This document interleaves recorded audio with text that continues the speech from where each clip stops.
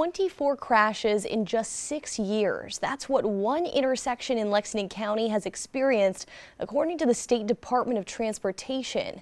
Those crashes are cause for concern, according to residents, and were the focus of a meeting tonight to discuss changes. News 19's Nate Stanley joins us live in studio with more.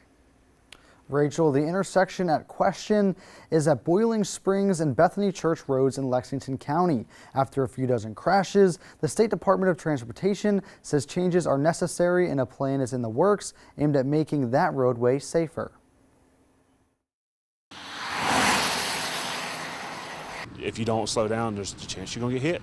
For Olin Davis, driving through the intersection at Boiling Springs and Bethany Church Roads is a daily hurdle and one that brings fears. He says he was involved in a crash there 2 years ago while driving from work. It took me a couple weeks to get back to where I could actually move and be mobile, and about 6 months before I could actually go back to work. I mean, I've seen a handful of accidents in that intersection over the last few years. According to Tim Jaminski, an engineer at SCDOT, the intersection had 24 crashes during a 6-year study, grabbing the attention of the department.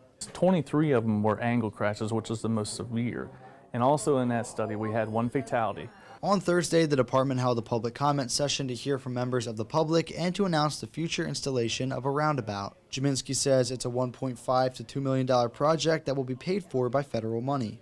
Putting this roundabout in is going to help with several things. First, reducing the fatality crashes and the serious injuries, but also slow the cars down because people are going down Boiling Springs so fast all the time, constantly. And so it'll also be lit up at night, so you'll be able to see the intersection coming up. We're also clearing trees out so the people that are on the side streets will be able to see better. Dex Goodwin and his family live just a few homes away from the intersection and say getting into a crash is a fear every time they leave their house. And I've seen wrecks, at the intersection. I'm close enough to actually hear them. He's hopeful the change will lead to fewer crashes. Something definitely need to be done. I mean, the area is growing up fast, very quickly. So obviously a lot more traffic. Something needs to be done. This is just the best solution, I guess. SCDOT tells us construction is set to begin in the winter of 2024. Reporting in studio, Nate Stanley, News 19, WLTX.